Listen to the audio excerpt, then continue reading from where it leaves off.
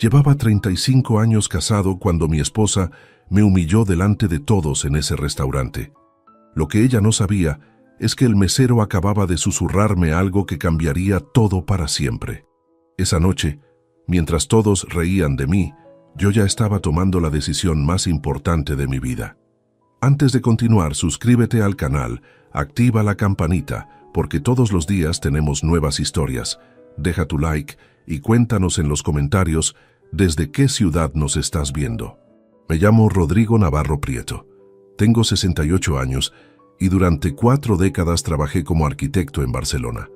Diseñé edificios, planeé espacios, calculé estructuras que debían resistir el paso del tiempo. Pero nunca imaginé que necesitaría aplicar esa misma capacidad de observación y planificación para descubrir que mi propia familia era una estructura a punto de colapsar. Era sábado, 23 de noviembre de 2024. Había reservado mesa en La Pérgola, uno de los restaurantes más elegantes del barrio de Gracia, para celebrar el cumpleaños número 52 de Natalia, mi esposa. Llevábamos casados desde 1989, 35 años, que yo creía construidos sobre amor, respeto y complicidad. Qué equivocado estaba. Llegamos al restaurante a las 9 de la noche. Yo había invitado a 6 amigos del matrimonio, los Fernández, los García y los Martínez, parejas que conocíamos desde hacía más de 20 años, con quienes habíamos compartido vacaciones, cenas, celebraciones familiares. El ambiente era festivo, las luces cálidas del local, la música suave de fondo, el murmullo de las conversaciones, creaban esa atmósfera perfecta que yo había imaginado para la velada especial. Natalia lucía radiante con ese vestido azul marino que le había regalado el mes anterior. Su cabello castaño recién peinado, su sonrisa amplia mientras saludaba a los invitados. Yo me sentía satisfecho, orgulloso incluso, de poder ofrecer ese momento a la mujer con quien había compartido más de la mitad de mi vida. Los primeros 30 minutos transcurrieron con normalidad. Pedimos vino, brindamos por Natalia, llegaron los entrantes. Yo estaba relajado, participando de la conversación sobre las próximas vacaciones de los García en Mallorca, cuando algo cambió sutilmente en el aire. Natalia comenzó a hacer comentarios. Al principio parecían bromas inocentes. Rodrigo siempre ha sido muy bueno pagando las cuentas, dijo con una sonrisa que no llegaba a sus ojos mientras el mesero servía la segunda botella de vino. Algunos rieron cortésmente. Yo sonreí también, sin darle mayor importancia. Pero ella continuó. Cuando Alberto Martínez preguntó mi opinión sobre la nueva normativa de construcción sostenible en Barcelona, Natalia interrumpió antes de que yo pudiera responder. «Ay, Alberto, no le preguntes esas cosas técnicas. Rodrigo está jubilado, ya no entiende de esos temas modernos. Él solo sabe de estructuras antiguas». El tono era ligero, pero había algo cortante en sus palabras. Los invitados intercambiaron miradas incómodas. Yo mantuve la calma. Tomé un sorbo de vino y dejé que la conversación siguiera su curso. 40 años trabajando con clientes exigentes me habían enseñado a no reaccionar impulsivamente. 10 minutos después, mientras llegaban los platos principales, Natalia volvió a la carga. Esta vez fue más directa. Carmen Fernández comentaba sobre una exposición de arte contemporáneo y yo mencioné que me gustaría visitarla. Natalia soltó una risa que sonó demasiado fuerte. Rodrigo y el arte contemporáneo. Eso sí que es nuevo. Querido, tú apenas entiendes las conversaciones inteligentes de estos temas. Siempre has sido más de números y planos, no de cultura. Hubo un silencio incómodo. Carmen bajó la mirada hacia su plato. Roberto García carraspeó nervioso. Yo sentí algo extraño en el pecho, una mezcla de humillación y sorpresa. ¿Cuándo había comenzado Natalia a verme así? ¿Cuándo me había convertido en alguien digno de burla pública? Pero entonces, mientras procesaba esas emociones, noté algo más. Marcos Silva, el mesero joven que nos había atendido toda la noche, estaba de pie cerca de nuestra mesa con una expresión preocupada en el rostro. No era la típica sonrisa profesional de servicio. Sus ojos miraban alternadamente hacia mí y hacia el fondo del salón, como si quisiera decirme algo, pero no se atreviera. Decidí mantener la compostura. Continué con mi cena. Participé mínimamente en las conversaciones. Observé mucho. Los años diseñando me habían entrenado para ver patrones, para detectar inconsistencias estructurales antes de que se convirtieran en problemas mayores. Y esa noche, en la pérgola, mientras mi esposa me humillaba delante de nuestros amigos y el mesero me miraba con preocupación evidente, algo dentro de mí comenzó a despertar. Una intuición de arquitecto, una certeza de que algo en mi vida, en mi matrimonio, en mi familia, estaba estructuralmente dañado desde hacía tiempo y yo simplemente no lo había querido ver. Aún no sabía qué era exactamente, pero lo descubriría pronto. La cuenta del restaurante llegó a 240 € aquella noche. Pagué con mi tarjeta como siempre, sonriendo educadamente mientras los invitados se despedían con abrazos y promesas de repetir pronto. Natalia reía con Carmen cerca de la entrada, su voz animada resonando en el salón ahora menos concurrido. Eran casi las 12 de la noche cuando todo cambió. Mi esposa se disculpó con elegancia. «Voy un momento al tocador antes de irnos». Dejó su bolso en la silla y caminó hacia el fondo del local. Yo esperaba de pie junto a la mesa, observando distraídamente cómo Marcos recogía platos vacíos de otra mesa cercana. Fue entonces cuando lo vi palidecer. El teléfono móvil de Natalia había quedado sobre el mantel blanco, con la pantalla iluminada hacia arriba. Desde mi posición no alcanzaba a ver nada, pero Marcos sí. El joven mesero, al acercarse para retirar las copas de vino de nuestra mesa, se quedó paralizado mirando esa pantalla. Sus manos temblaron ligeramente al sostener la bandeja. Me miró con una expresión que jamás olvidaré, mezcla de horror, compasión y angustia moral. Durante varios segundos eternos, Marcos permaneció inmóvil. Podía ver el conflicto en su rostro. Debía decirme algo, debía quedarse callado. ¿Era asunto suyo meterse en la vida privada de un cliente? Yo lo observaba sin entender qué sucedía, pero mi instinto me decía que algo importante estaba ocurriendo frente a mis ojos. Finalmente, el joven tomó una decisión. Dejó la bandeja en una mesa auxiliar, respiró hondo y se acercó a mí con pasos lentos. Su voz salió en un murmullo apenas audible, temblando. «Señor Navarro, perdone mi atrevimiento. No sé si debería, sí, pero creo que usted merece saberlo». Se detuvo, tragó saliva. La señora dejó su teléfono desbloqueado. Vi mensajes comprometedores dirigidos hacia la mesa 8. El suelo pareció moverse bajo mis pies. La mesa 8. Giré la cabeza con cuidado, disimulando como si buscara algo casual en el ambiente. La mesa estaba ubicada al otro lado del salón, diagonal a donde habíamos cenado. 3 personas ocupaban ese espacio. Una pareja mayor que conversaba tranquilamente y un hombre solo que bebía café mientras revisaba su teléfono. Ese hombre era Javier Moreno Vega. Lo reconocí inmediatamente a pesar de los años. 45, tal vez 46 ahora. Cabello oscuro con algunas canas en las sienes, complexión atlética, traje gris impecable. Javier Moreno, el empresario que casi pierde todo su negocio de importación textil en 2014, cuando la crisis económica golpeó duramente su sector. Yo lo había ayudado entonces. Me acordaba perfectamente. Javier vino a mi oficina desesperado en marzo de ese año pidiendo consejo. Necesitaba reestructurar sus finanzas, buscar nuevos mercados, replantear su estrategia comercial. Yo no era experto en negocios, pero tenía contactos. Lo presenté con 3 clientes míos que terminaron comprándole mercancía. Le presté 22.000 € sin intereses para que pudiera cumplir un contrato importante que salvó su empresa. Él me devolvió el dinero 18 meses después con profunda gratitud. «Rodrigo, nunca olvidaré lo que hiciste por mí», me había dicho en diciembre de 2015 cuando me entregó el último cheque. «Si alguna vez necesitas algo, lo que sea, cuenta conmigo». Ahora, 9 años después, ese mismo hombre estaba sentado en la mesa 8 del restaurante La Pérgola. Y según Marcos, Natalia le enviaba mensajes comprometedores desde nuestro propio aniversario.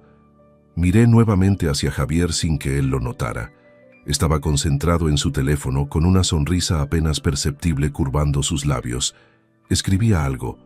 Luego levantó la vista y la dirigió exactamente hacia donde yo estaba parado, pero no me miraba a mí. Miraba por encima de mi hombro.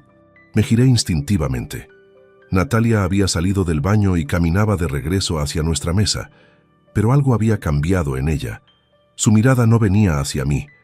Estaba fija en Javier, y la expresión en su rostro, Dios mío, la expresión en su rostro era de complicidad pura. Una sonrisa suave, íntima, que yo no veía en sus labios desde hacía años cuando me miraba a mí. El intercambio duró apenas 3 segundos. Ella caminando, él observándola. Luego Natalia desvió la vista, recobró su máscara social y llegó hasta mí extendiendo la mano. ¿Nos vamos, querido? Estoy agotada. Querido. La palabra sonó hueca, mecánica. Tomé su mano sin decir nada. Mi mente trabajaba a velocidad vertiginosa, procesando información, conectando puntos que había ignorado durante meses, quizá años. Gracias por todo, Marcos, le dije al mesero con voz firme mientras le entregaba un billete de 50 euros de propina. Nuestras miradas se encontraron. En sus ojos vi respeto mezclado con pena. Ha sido una velada reveladora. Salimos del restaurante a la fría noche barcelonesa. Natalia hablaba animadamente sobre lo bien que lo había pasado, sobre lo graciosa que había sido Carmen, contando anécdotas de su último viaje. Yo caminaba a su lado en silencio absoluto, con las manos en los bolsillos del abrigo, sintiendo cómo cada pieza de un rompecabezas que no sabía que existía comenzaba a encajar.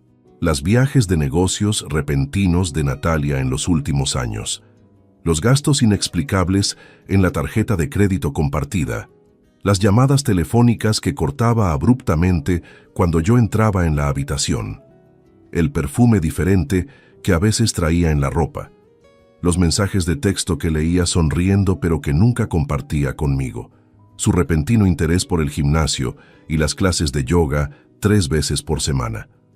Todo cobraba sentido horrible y cristalino bajo una nueva luz. Llegamos al coche.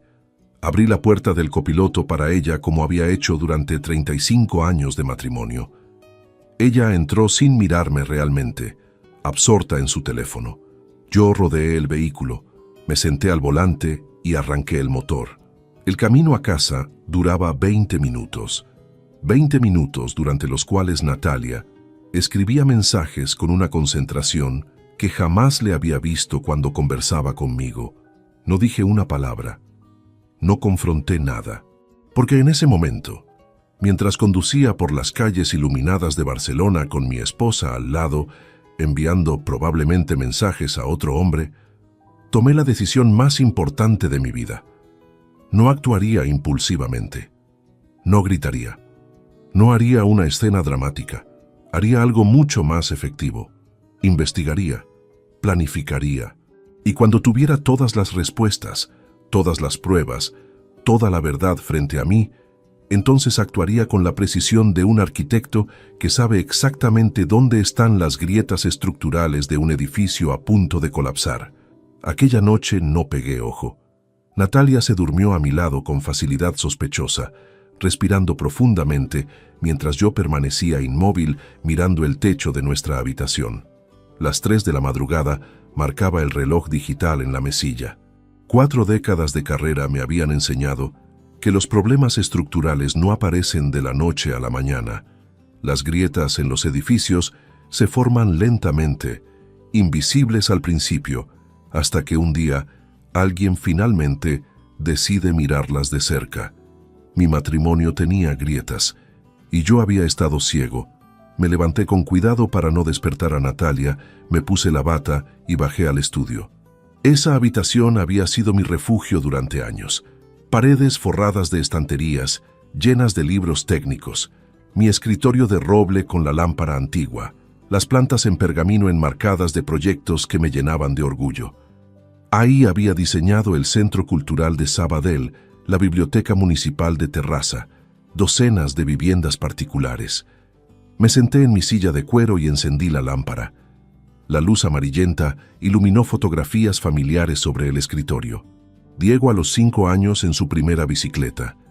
Natalia y yo en Venecia durante nuestro 20º aniversario.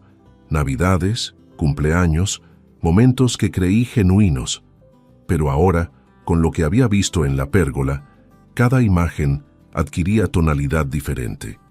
Comencé a recordar detalles que había descartado como insignificantes. 2022. Ese año todo cambió sutilmente. Fue cuando tuve la cirugía cardíaca en enero. Un bypass triple que me tuvo hospitalizado durante 10 días y en recuperación otros 2 meses. Natalia se mostró atenta, cariñosa incluso. Pero ahora recordaba sus ausencias. «Voy a hacer las compras, descansa», decía. Salía durante 3 horas. «Tengo cita con Carmen para tomar café», y regresaba al anochecer con olor a perfume diferente. En abril de ese mismo año, ella anunció que quería hacer un curso de gestión empresarial online. Me pareció estupendo que se desarrollara profesionalmente después de tantos años dedicada al hogar. El curso requería sesiones presenciales una vez al mes en Madrid. Yo aplaudí su iniciativa. Qué estúpido fui. Junio llegó con su primera viaje de negocios. Natalia había conseguido trabajo como consultora freelance, me explicó. Necesitaba viajar ocasionalmente para reuniones con clientes. Barcelona, Valencia, Zaragoza. Yo confiaba absolutamente. ¿Por qué dudaría de mi esposa después de 33 años juntos? Los viajes se hicieron más frecuentes, 1 cada mes, luego 2. En 2023 llegaron a ser semanales algunos meses. Es temporal, hasta que consolide la cartera de clientes, me aseguraba. Yo la animaba, orgulloso de verla independiente y realizada profesionalmente. Ahora, sentado en mi estudio a las 3:30 de la madrugada, procesaba una verdad devastadora. Probablemente todos esos viajes fueron encuentros con Javier Moreno. Todos esos cursos, reuniones y compromisos laborales no eran más que coartadas elaboradas para ocultar una aventura que llevaba casi 3 años desarrollándose bajo mis propias narices. Abrí el cajón inferior del escritorio, donde guardaba extractos bancarios antiguos. Revisé las cuentas conjuntas de los últimos 24 meses. Había transferencias que no recordaba autorizar. Pequeñas al principio. 500 euros aquí, 800 allá. Luego cantidades mayores. 2.500, 4.000. Incluso una de 7.300 euros en septiembre de 2024, catalogada como inversión personal. Sumé mentalmente. En 2 años, aproximadamente 35.000 euros habían salido de nuestras cuentas hacia destinos que desconocía. Nunca lo había notado porque confiaba ciegamente en Natalia para manejar las finanzas domésticas. Yo transfería mi pensión cada mes y ella administraba todo. Ingenuo. Había sido completamente ingenuo. Algo más me inquietaba. Diego, nuestro hijo de 30 años, vivía en un apartamento en el Eixample que yo le había regalado cuando cumplió 25. Trabajaba, supuestamente, como asesor de marketing digital, aunque sus horarios siempre fueron erráticos. Lo veíamos poco, siempre con excusas de estar ocupado, pero seguía pidiendo dinero regularmente.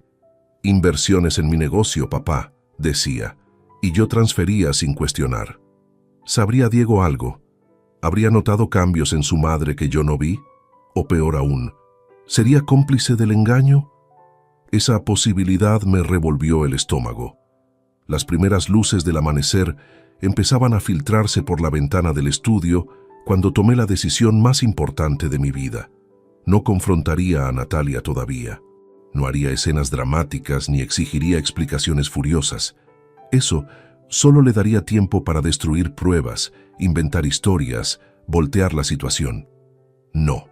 Yo actuaría como lo que era, un arquitecto meticuloso acostumbrado a investigar cada centímetro de un terreno antes de construir.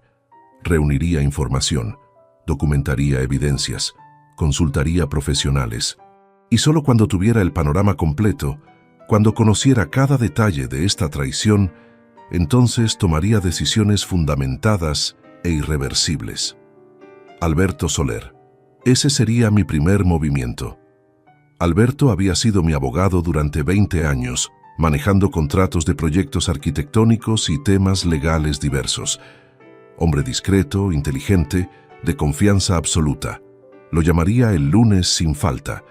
También necesitaba un investigador privado. Alguien que pudiera rastrear los movimientos de Natalia, verificar esos supuestos viajes de negocios, conseguir pruebas tangibles de lo que mi intuición ya sabía.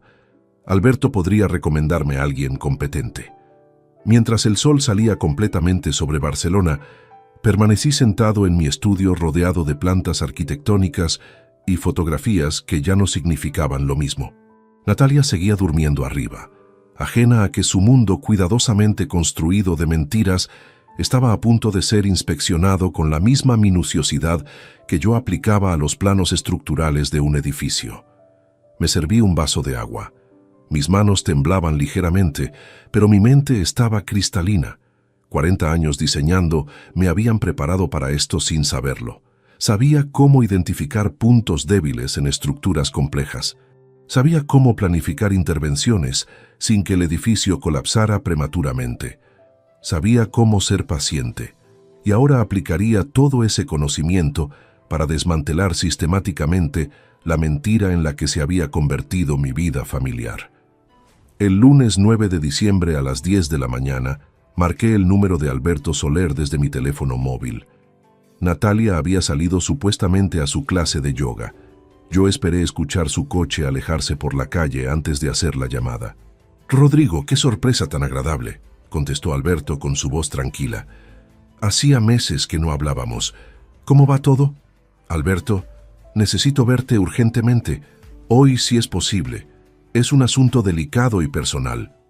Mi tono debió alertarlo porque no hizo más preguntas. «Tengo un hueco a las 3 de la tarde en mi despacho. ¿Te viene bien?» Llegué puntual a su oficina en Passeig de Gracia. Alberto tenía 62 años, cabello completamente blanco y esa mirada penetrante de abogado experimentado que ha escuchado miles de historias humanas. Me recibió con un apretón de manos firme y cerró la puerta tras de mí. Le conté todo. El restaurante, Marcos el mesero, los mensajes, Javier Moreno en la mesa 8, las transferencias bancarias inexplicables, mis sospechas sobre los viajes de Natalia. Hablé durante 40 minutos, sin interrupciones. Alberto escuchaba tomando notas ocasionales, su expresión neutral profesional, aunque percibí empatía en sus ojos. Cuando terminé, permaneció callado unos instantes. Luego habló. «Rodrigo, lamento enormemente lo que estás atravesando. Necesitamos dos cosas inmediatamente: proteger tu patrimonio y conseguir pruebas concretas. Conozco a un investigador privado excelente, Tomás Blanco. Trabajó 20 años en la policía antes de establecerse por su cuenta. Es discreto, eficiente y totalmente profesional. Contáctalo, por favor», respondí sin dudar. Alberto hizo la llamada en ese mismo momento. Tomás podía reunirse con nosotros al día siguiente. También revisamos mis documentos patrimoniales. Teníamos propiedades, inversiones, cuentas de ahorro. Alberto sugirió medidas preventivas que implementaríamos después de obtener las pruebas necesarias. El martes 10 encontré a Tomás Blanco en una cafetería discreta del barrio gótico. Hombre de 50 años, complexión robusta, mirada analítica. Vestía ropa casual que le permitía pasar desapercibido. Le proporcioné toda la información disponible: nombre completo de Natalia, sus rutinas, las fechas de sus supuestos viajes, los datos de Javier Moreno, fotografías recientes. «Necesito aproximadamente 2 semanas para un informe preliminar sólido», explicó Tomás. «Seguimiento discreto, verificación de movimientos, registros de hoteles si los hay, fotografías como evidencia. También puedo investigar las cuentas bancarias si me autorizas acceso a extractos conjuntos». Le entregué todo lo necesario junto con un adelanto de 3.000 euros. Tomás desapareció en la multitud barcelonesa y yo regresé a casa, donde Natalia preparaba la cena como si nada inusual ocurriera en nuestras vidas. Las siguientes 2 semanas fueron las más largas de mi existencia. Mantuve la rutina habitual. Desayunábamos juntos, ella salía a sus actividades, yo leía o visitaba a antiguos colegas. Por las noches cenábamos viendo televisión. Todo aparentemente normal, pero internamente cada hora era una agonía de anticipación y dread. Natalia no notó cambio alguno en mí. Eso me confirmó lo desconectados que estábamos realmente. Si hubiera prestado atención genuina, habría percibido mi tensión, mis silencios más largos, mi forma de observarla cuando creía que yo no miraba. El viernes 20 de diciembre, Tomás me llamó. Tengo el informe preliminar, es extenso. Deberíamos vernos. Quedamos nuevamente en la cafetería del Gótico esa misma tarde. Tomás llegó con una carpeta gruesa de color manila. Se sentó frente a mí y la abrió sin ceremonias. Rodrigo, confirmo tus peores sospechas. Tu esposa mantiene una relación extramatrimonial con Javier Moreno Vega desde hace casi 4 años. La primera evidencia documental que encontré data del 28 de enero de 2022. El aire salió de mis pulmones. 28 de enero. Apenas 2 semanas después de mi cirugía cardíaca, cuando todavía estaba débil recuperándome en casa. Mientras yo dependía de ella para las tareas más básicas, Natalia comenzaba un romance con otro hombre. Tomás continuó mostrándome fotografías. Natalia y Javier entrando juntos a un hotel boutique en Valencia el 15 de marzo de 2022. Comiendo en restaurantes íntimos en Sitges el 22 de junio del mismo año. Caminando tomados de la mano por el puerto de Tarragona en septiembre. Las imágenes abarcaban casi 4 años completos de encuentros sistemáticos. Ella utilizaba los supuestos viajes de trabajo como coartada, explicó Tomás. Verifico registros de hoteles usando documentación que conseguí. Se hospedaban en habitaciones dobles bajo el nombre de él. También rastreé movimientos bancarios de la cuenta conjunta que me autorizaste revisar. Sacó otros documentos, transferencias detalladas. Mi mano comenzó a temblar involuntariamente cuando vi las cifras. En total, 87.000 euros fueron transferidos desde tu cuenta conjunta a diversas cuentas externas durante los últimos 30 meses. Algunas iban directamente a cuentas de Javier Moreno, otras a una cuenta nueva que tu esposa abrió sin tu conocimiento en abril de 2023. 87.000 euros. Una fortuna. Dinero que yo había ganado honestamente durante décadas de trabajo duro, desviado silenciosamente por la mujer en quien confiaba absolutamente. Pero Tomás no había terminado. Lo siguiente fue devastador. Hay algo más que debes saber. Tu hijo, Diego Navarro Ruiz, está al tanto de la situación desde al menos mayo de 2022. Tengo fotografías de él almorzando con su madre y Javier Moreno en 3 ocasiones diferentes. Me mostró las imágenes. Los 3 juntos, sonriendo, conversando animadamente. También descubrí transferencias mensuales de 500 euros de la cuenta de Natalia hacia la cuenta de Diego. Comenzaron exactamente un mes después de ese primer almuerzo. 500 euros mensuales, dinero de silencio. Mi propio hijo sabía que su madre me traicionaba y aceptó sobornos para mantener el secreto durante más de 2 años. La traición doble me golpeó como un puño en el estómago. Tomás cerró la carpeta. Lo siento, Rodrigo. Sé que esto es durísimo, pero ahora tienes evidencias irrefutables, fotografías fechadas, registros bancarios, documentación de hoteles, todo admisible legalmente si decides proceder con el divorcio. Permanecí sentado en silencio durante varios minutos. La cafetería bullía con conversaciones navideñas alegres a mi alrededor, personas comprando regalos, planeando celebraciones familiares, y yo acababa de descubrir que mi familia era una farsa completa. Continúa investigando, le dije finalmente con voz ronca. Necesito saber todo, absolutamente todo. La noche de Nochebuena llegó con su habitual falsedad festiva. Natalia decoró el árbol mientras tarareaba villancicos. Preparamos cena para 2, porque Diego había cancelado en el último minuto, con una excusa vaga sobre compromisos laborales. Yo observaba a mi esposa moverse por la cocina, sonriente, actuando el papel de esposa devota, con una maestría que me revolvía las entrañas. Después de cenar, Ella se retiró temprano alegando cansancio. «Ha sido un año agotador, querido», dijo besándome la mejilla con esos labios que probablemente habían besado a Javier Moreno cientos de veces durante los últimos 4 años.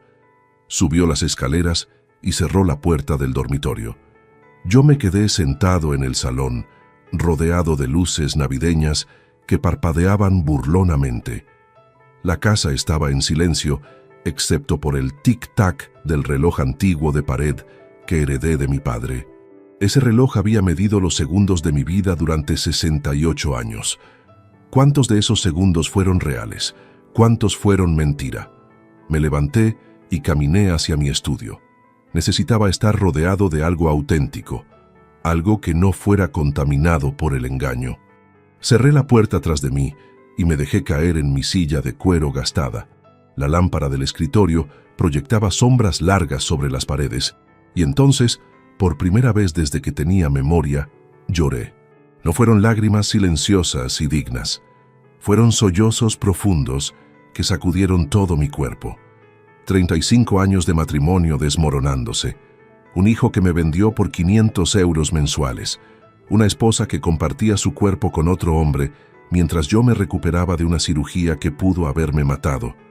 Todo el edificio de mi vida familiar colapsando como esas estructuras mal diseñadas que se vienen abajo en los terremotos. Lloré por el Rodrigo ingenuo que confiaba ciegamente. Lloré por las vacaciones familiares que ahora sabía falsas. Lloré por las noches en que hice el amor con Natalia, mientras ella probablemente pensaba en Javier. Lloré por cada «te quiero» que salió de sus labios sin significar absolutamente nada. Mi mirada cayó sobre una fotografía enmarcada en el escritorio. Diego en su graduación universitaria, junio de 2016.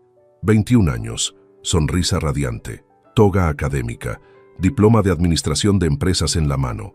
Yo estaba a su lado en la foto, mi brazo sobre sus hombros, mi pecho hinchado de orgullo paternal. Recordaba ese día con claridad dolorosa. El calor sofocante del auditorio, el discurso del rector, la forma en que Diego me abrazó después de la ceremonia susurrando: «Gracias por todo, papá. Nada de esto habría sido posible sin ti». Mentiras, todo mentiras. Ese mismo hijo que me agradeció con lágrimas en los ojos, ahora aceptaba sobornos de su madre para ocultar su adulterio. Sentí un dolor físico en el pecho, como si algo se desgarrara dentro de mí. Por un momento aterrador pensé que estaba sufriendo otro evento cardíaco. Pero no, era solo el dolor de un corazón roto de manera diferente. ¿Cómo había llegado hasta aquí? ¿En qué momento me convertí en alguien tan fácil de engañar? Dediqué mi vida entera a construir edificios, patrimonio, familia. Y ahora descubría que mientras yo construía, otros demolían desde adentro. Respiré profundo tratando de calmarme. Mis ojos recorrieron las paredes del estudio, buscando algo, cualquier cosa que me anclara a la realidad. Se detuvieron en un marco que colgaba entre 2 estanterías. No era una planta arquitectónica de algún proyecto comercial. Era diferente. El Centro Comunitario Elena Ortiz de Valencia. Lo diseñé en 2019 como trabajo completamente voluntario. Elena dirigía una pequeña organización sin fines de lucro dedicada a educación para adultos mayores y jóvenes en situación vulnerable. Me contactó a través de un conocido mutuo porque necesitaban expandir sus instalaciones, pero no tenían presupuesto para contratar arquitecto. Fui a Valencia a conocer el proyecto. Elena era una mujer extraordinaria de 52 años, cabello corto grisáceo, energía incansable y pasión genuina por ayudar a otros. Me mostró las instalaciones existentes. 2 salones pequeños donde enseñaban alfabetización, computación básica, oficios artesanales. Tenían lista de espera de 120 personas, pero no había espacio físico. «No puedo pagarte honorarios profesionales, Rodrigo», me dijo honestamente. «Pero si pudieras donarnos tu talento, cambiaríamos vidas». Acepté inmediatamente. Durante 3 meses trabajé en los planos sin cobrar un euro. Diseñé un espacio funcional, luminoso, acogedor, que maximizaba cada metro cuadrado disponible. Conseguí que varios proveedores donaran materiales. Supervisé personalmente parte de la construcción. El centro se inauguró en octubre de 2020. Asistieron 200 personas. Elena lloró durante su discurso de agradecimiento. Varios estudiantes del programa se acercaron a estrechar mi mano, algunos con lágrimas en los ojos, porque finalmente tendrían espacio para aprender. Ese día, conduciendo de regreso a Barcelona, me sentí más realizado que con cualquier proyecto comercial que había completado en 40 años de carrera. No había ganado dinero, pero había ganado algo infinitamente más valioso: la certeza de que mi trabajo importaba genuinamente en la vida de personas reales. Ahora, mirando ese proyecto enmarcado en mi estudio, mientras las lágrimas secaban en mis mejillas, algo cambió dentro de mí. Una claridad inesperada.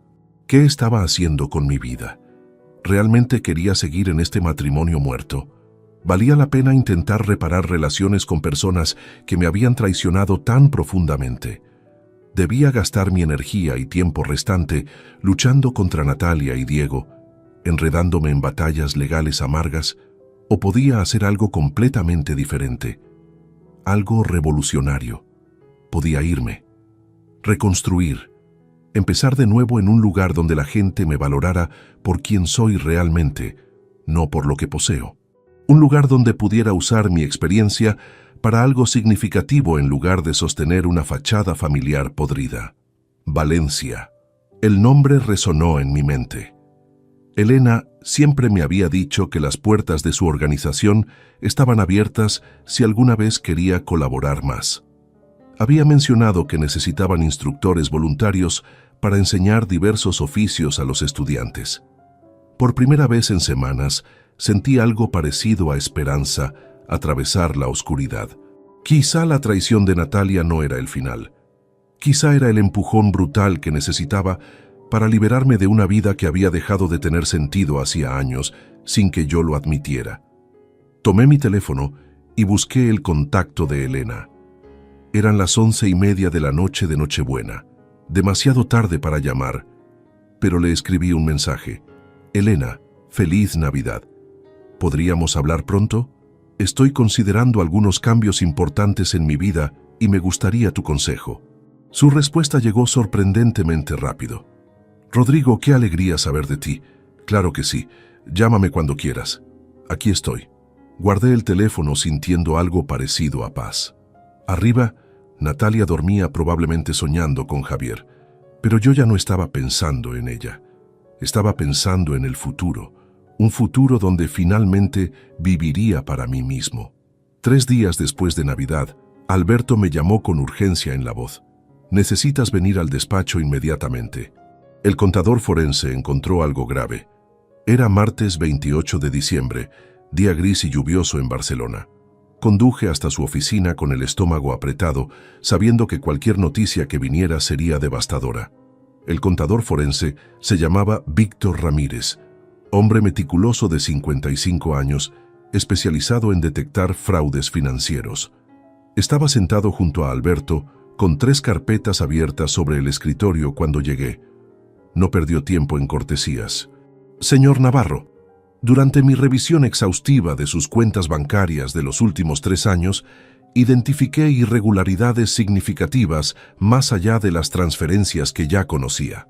Víctor empujó una carpeta hacia mí.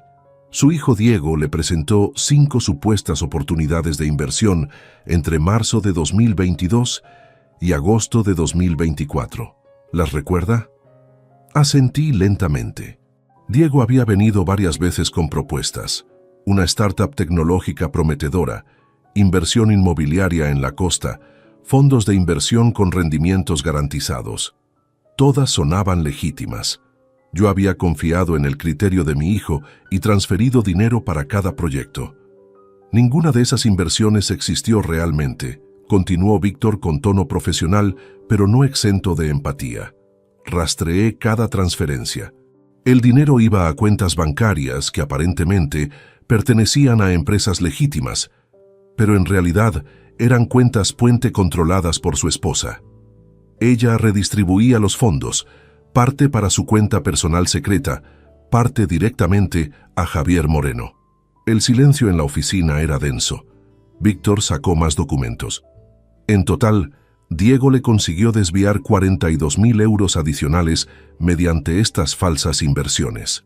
Sumados a los 87.000 que su esposa transfirió directamente, estamos hablando de 129.000 euros robados sistemáticamente durante 30 meses.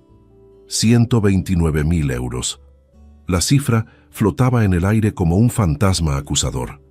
Esa cantidad representaba años de mi trabajo honesto, pensiones acumuladas, ahorros cuidadosos, y mi propia familia me los había robado con premeditación calculada. Pero Víctor aún no terminaba. Lo peor estaba por venir. Hay algo más delicado, señor Navarro. Para realizar algunas de estas transferencias mayores, se requería su firma autorizada en documentos bancarios específicos. Colocó 3 formularios frente a mí. Estas son copias de documentos presentados al banco en abril y julio de 2023 y enero de 2024. Llevan su firma. Examiné los papeles detenidamente. Mi nombre estaba ahí, mi firma aparentemente idéntica a la real. Pero yo jamás había visto esos documentos. Nunca los había firmado. Son falsificaciones, dije con voz ronca. Exactamente, confirmó Víctor. Falsificaciones muy bien hechas, probablemente realizadas por alguien con acceso a múltiples ejemplos de su firma auténtica. Alguien que viviera con usted o tuviera entrada frecuente a su hogar. Diego, mi hijo había falsificado mi firma para robarme. Eso era fraude documentado, un delito penal que podía llevarlo a prisión. La traición alcanzaba dimensiones que nunca imaginé posibles dentro de una familia. Alberto intervino. Rodrigo, esto cambia significativamente la situación legal. Ya no estamos hablando solo de adulterio y división de bienes matrimoniales. Estamos ante apropiación indebida, fraude bancario y falsificación de documentos. Son delitos perseguibles penalmente. Salí del despacho 2 horas después con copias de toda la documentación forense. La lluvia había arreciado. Caminé sin rumbo por las calles mojadas de Barcelona durante casi 1 hora, procesando la magnitud de lo descubierto. No era solo que Natalia me hubiera sido infiel, no era solo que hubiera desviado dinero, era un esquema elaborado que involucraba a nuestro hijo falsificando documentos, creando estructuras fraudulentas completas, actuando como delincuente contra su propio padre. ¿Cómo llegamos hasta aquí? ¿En qué momento perdí de vista quiénes eran realmente las personas con quienes compartía mi vida? Esa tarde tomé una decisión que había postergado por cobardía. Llamé a Ramón Torres, uno de mis amigos más antiguos. Nos conocíamos desde la universidad, 46 años de amistad. Si alguien podía hablarme con honestidad, era Ramón. Quedamos en un bar tranquilo del barrio de Gracia. Ramón llegó con expresión preocupada. Probablemente notó algo extraño en mi voz telefónica. Pedimos cervezas y fui directo al grano. Ramón, necesito que seas completamente honesto conmigo, aunque duela. ¿Sabías que Natalia me engañaba? Mi amigo palideció. Bajó la mirada hacia su cerveza sin tocarla. El silencio se extendió incómodamente durante 30 segundos, que parecieron eternos. Finalmente, suspiró profundamente. Sí, Rodrigo, lo sospechaba desde hace aproximadamente 2 años. Su voz era apenas un murmullo. La vi un par de veces con un tipo en lugares donde no debería estar si realmente estaba en viajes de trabajo. Una vez en un restaurante en Sitges, otra entrando a un hotel en el puerto. Nunca tuve pruebas concretas, pero ¿por qué nunca me dijiste nada? Ramón levantó la vista. Sus ojos reflejaban culpa genuina. Porque soy un cobarde, Rodrigo. Porque no quería involucrarme. Porque pensé que tal vez me equivocaba y arruinaría tu matrimonio sin razón. Porque es más fácil mirar hacia otro lado. Sentí una mezcla extraña de ira y comprensión. Ramón no era malo, simplemente humano. Pero su silencio cómplice había permitido que la traición continuara durante años. ¿Alguien más lo sabía? Creo que Carmen Fernández también tenía sospechas. Tal vez los García. Nadie habló nunca abiertamente del tema, pero había miradas, comentarios vagos. Todos optamos por el silencio cobarde. Esa noche llamé a otros 2 amigos cercanos con preguntas similares. Obtuve respuestas parecidas. Mi círculo social completo sabía o sospechaba fuertemente de la infidelidad de Natalia. Ninguno tuvo el valor de decírmelo, y ahora comprendía por qué. Para ellos, yo era el proveedor generoso que pagaba cenas, organizaba eventos, prestaba dinero ocasionalmente. Era conveniente mantenerme en la ignorancia. La revelación fue paradójicamente liberadora. No les debía nada a esas personas. No tenía obligación de mantener amistades fundadas en conveniencia y cobardía.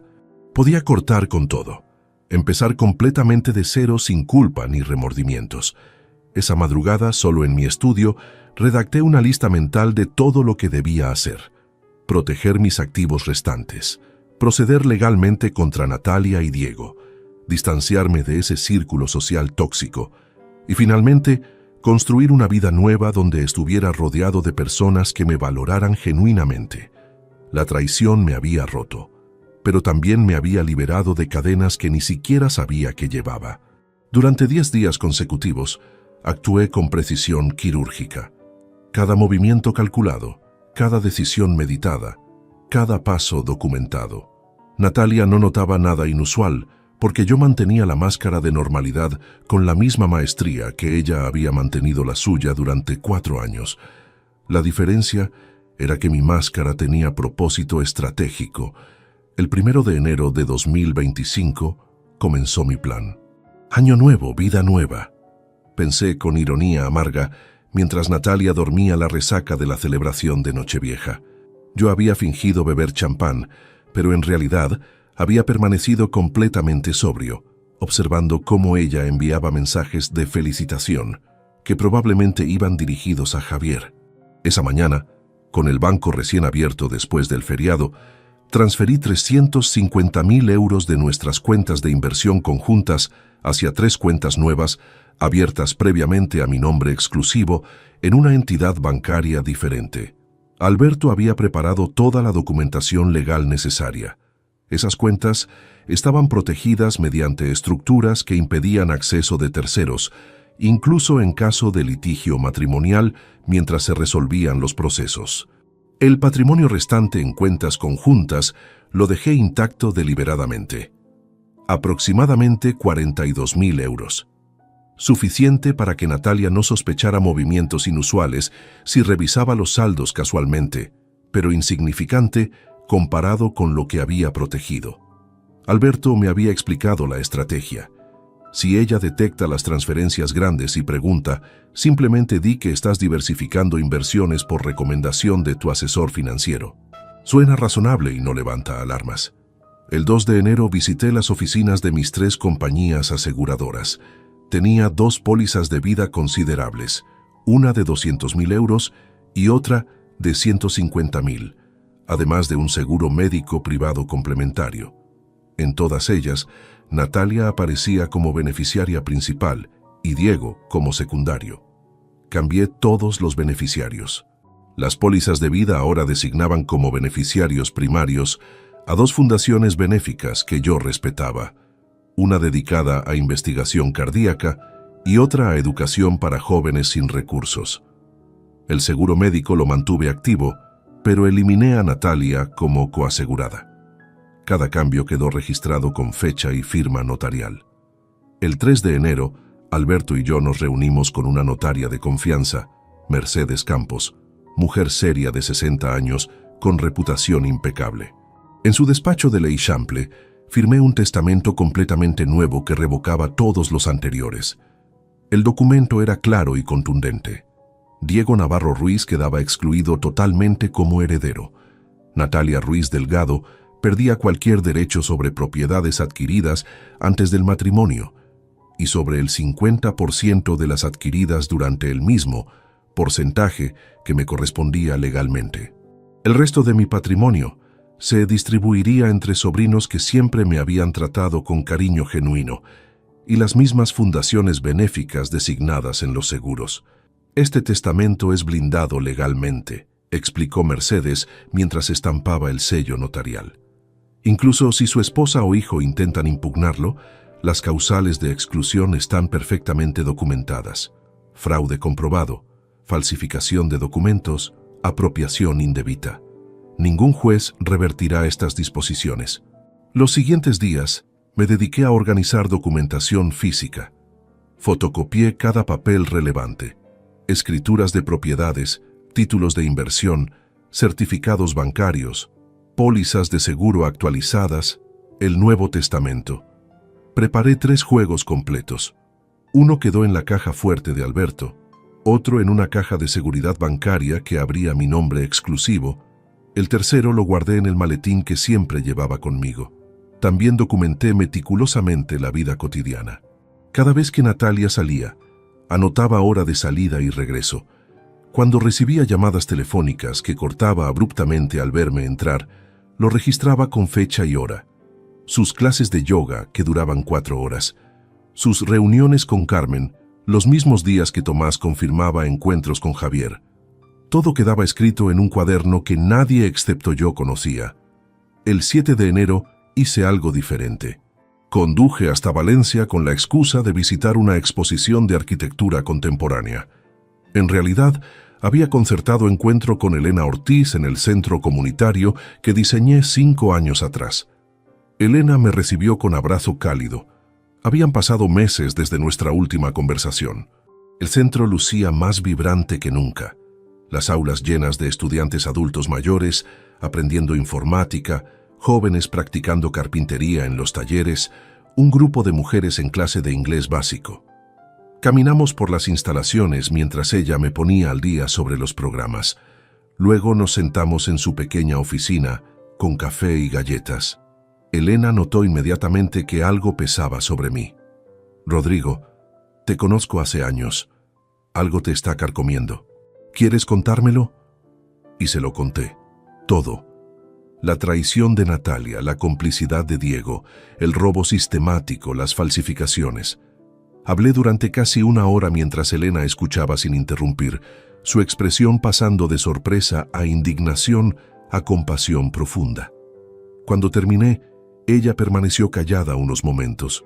Luego habló con esa sabiduría serena que siempre la caracterizaba. «Rodrigo, lo que te han hecho es imperdonable. Pero aquí está la pregunta importante. ¿Qué quieres hacer con el resto de tu vida? Porque puedes elegir gastarlo luchando contra ellos, enredado en amargura, o puedes elegir liberarte completamente y construir algo nuevo».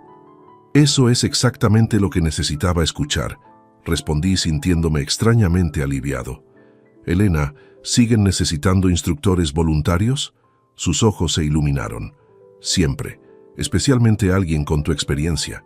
Tenemos lista de espera de estudiantes que quieren aprender dibujo técnico, principios de diseño, incluso carpintería básica. Un arquitecto como tú sería invaluable. ¿Y si quisiera mudarme a Valencia permanentemente?» Elena sonrió ampliamente. «Entonces te diría que esta ciudad te recibiría con los brazos abiertos, y este centro estaría encantado de tenerte no solo como voluntario, sino como parte de nuestra pequeña familia». Regresé a Barcelona esa noche con claridad cristalina sobre mi futuro. No solo defendería mi patrimonio y exigiría justicia legal, haría algo mucho más radical. Abandonaría completamente la vida falsa que había construido en Barcelona y empezaría de cero en Valencia, rodeado de personas que valoraban genuinamente la contribución humana por encima del dinero. Los últimos 3 días de mi plan los dediqué a reunir las últimas piezas. Contraté empresa de mudanzas discreta para cuando llegara el momento. Busqué apartamentos en alquiler en Valencia, encontrando uno modesto pero luminoso cerca del paseo marítimo.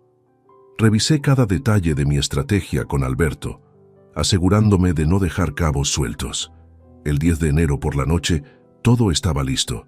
Las finanzas protegidas, los seguros modificados, el testamento cambiado, la documentación organizada, el plan de mudanza preparado. Solo faltaba el movimiento final, el confronto.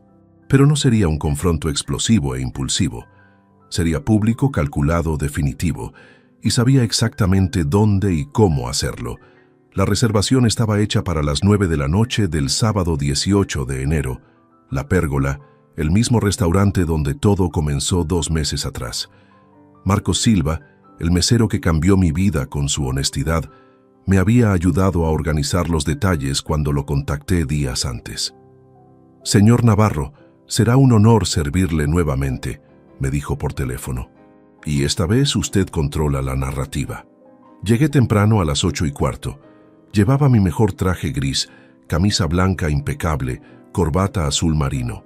Quería lucir como el hombre exitoso y digno que había sido durante 40 años, no como la víctima que Natalia creía que era. Alberto ya estaba sentado en la mesa reservada, revisando documentos en su maletín.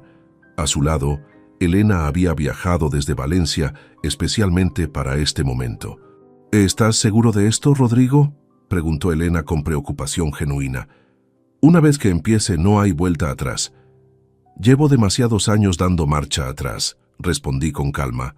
«Esta noche recupero mi vida». A las 8:30 llegaron mis dos invitados finales, Ramón Torres y su esposa Clara. Eran los únicos del viejo círculo social que habían mostrado arrepentimiento sincero por su silencio. Ramón me había llamado 3 días después de nuestra conversación en el bar para disculparse formalmente y ofrecer su apoyo incondicional. «Si necesitas testigos de tu integridad, cuenta con nosotros», había dicho. Acepté porque necesitaba que alguien de ese mundo presenciara lo que estaba por suceder. Marcos se acercó discretamente. «Su esposa e hijo acaban de llegar. Están en la entrada». Asentí. Respiré hondo. Años de negociaciones complejas con clientes difíciles me habían enseñado a mantener la compostura bajo presión extrema. Esta sería la negociación más importante de mi existencia. Natalia entró al salón luciendo espectacular en un vestido negro elegante. Diego la acompañaba con traje oscuro. Ambos sonreían, ajenos a lo que les esperaba. Cuando vieron nuestra mesa, la confusión cruzó sus rostros. Claramente esperaban una cena íntima familiar, no una reunión con 6 personas que incluían al abogado y extraños. «Rodrigo, ¿qué es todo esto?», preguntó Natalia, acercándose con expresión entre sorprendida y molesta. «No mencionaste que habría más invitados». «Siéntense, por favor», dije con voz tranquila pero firme, señalando las 2 sillas vacías frente a mí. «Tenemos asuntos importantes que discutir».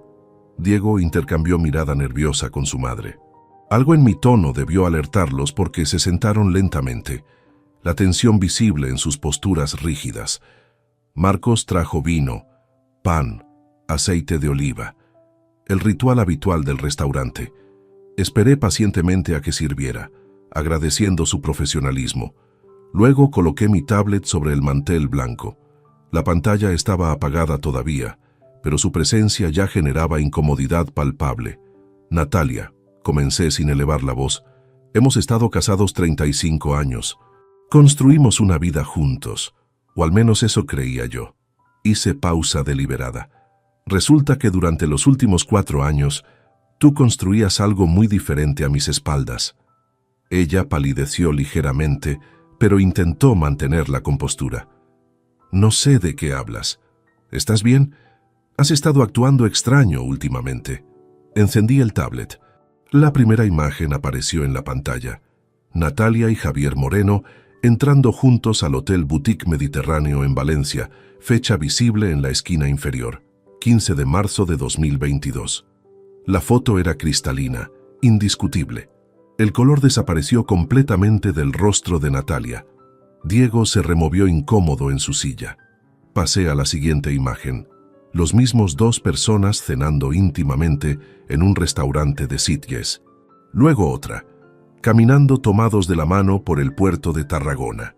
Había 23 fotografías en total, documentando 4 años de infidelidad sistemática. Estas son solo algunas de las evidencias que un investigador privado recopiló durante las últimas 6 semanas. Expliqué con voz controlada.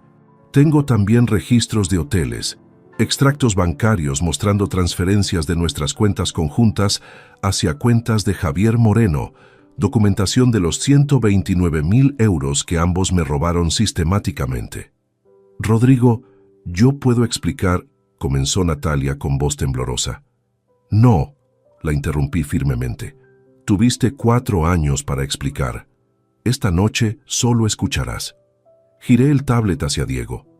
Y tú, hijo mío, participaste activamente en el fraude.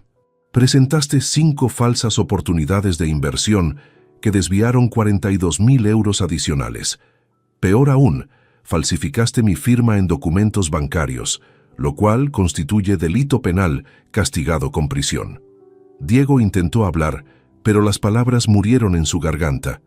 Miró a su madre buscando apoyo, pero ella estaba paralizada, incapaz de articular defensa alguna. Alberto eligió ese momento para intervenir. Sacó documentos de su maletín y los colocó ordenadamente sobre la mesa. Señora Ruiz, estos son los papeles de divorcio que presentaremos mañana en el juzgado. Por infidelidad comprobada y apropiación indebida documentada, no recibirá pensión alguna ni tendrá derecho sobre propiedades adquiridas antes del matrimonio. Solo le corresponde legalmente el 50% de bienes acumulados durante el mismo, menos la cantidad robada que deberá restituir íntegramente. Natalia tomó los papeles con manos temblorosas. Sus ojos se llenaron de lágrimas, pero no eran lágrimas de arrepentimiento. Eran lágrimas de pánico al verse expuesta públicamente. Diego, continuó Alberto girándose hacia mi hijo, también recibirás notificación formal de denuncia penal por falsificación de documentos y fraude. El apartamento que habitas, regalo de tu padre, sigue siendo legalmente propiedad suya. Tienes 30 días calendario para desocuparlo completamente. Papá, por favor. Diego finalmente encontró su voz. Yo cometí un error. Déjame explicarte cómo sucedió todo. Mamá me convenció de que tú no me interesa cómo te convenció. Lo corté con frialdad que sorprendió incluso a mí mismo. Eres un hombre de 30 años, Diego. Sabías perfectamente que falsificar mi firma y robarme era criminal. Elegiste hacerlo de todas formas por 500 miserables euros mensuales. Esa elección tiene consecuencias permanentes. El silencio en nuestra mesa contrastaba dramáticamente con el murmullo animado del resto del restaurante. Los comensales cercanos empezaban a notar la tensión. Las miradas curiosas se dirigían hacia nosotros. Entonces hice algo que claramente nadie esperaba. Me puse de pie y alcé mi copa de vino. «Quiero hacer un anuncio», dije con voz firme que resonó en el salón. Varias mesas cercanas guardaron silencio prestando atención. Durante 4 décadas trabajé como arquitecto en esta hermosa ciudad de Barcelona. Construí edificios, diseñé espacios, acumulé patrimonio, pero en el proceso perdí de vista lo verdaderamente importante: vivir con propósito y dignidad. Natalia intentó levantarse, probablemente para huir, pero Alberto la detuvo con gesto firme. Esta noche marco el final de una etapa y el comienzo de otra, continué. He decidido donar 150.000 euros a fundaciones educativas que trabajan con jóvenes vulnerables y adultos mayores. Me mudo permanentemente a Valencia, donde trabajaré como instructor voluntario, enseñando arquitectura y diseño a personas que realmente valoran el conocimiento por encima del dinero. Elena sonrió con orgullo. Ramón y Clara aplaudieron suavemente. Otras mesas, sin entender completamente el contexto pero captando el momento emocional, se unieron al aplauso. Mi mensaje para quienes me conocen es simple, concluí mirando directamente a Natalia y Diego.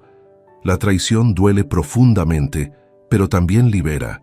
Me liberó de relaciones falsas y me dio permiso para vivir auténticamente el tiempo que me queda. No busco venganza, busco paz, y la encontraré lejos de quienes solo me valoraban por mi billetera. Me senté. El silencio volvió a instalarse en nuestra mesa. Natalia lloraba abiertamente ahora. Diego miraba fijamente su plato vacío, derrotado. Marcos se acercó discretamente y susurró: «Señor Navarro, la cuenta de esta noche corre por cuenta de la casa.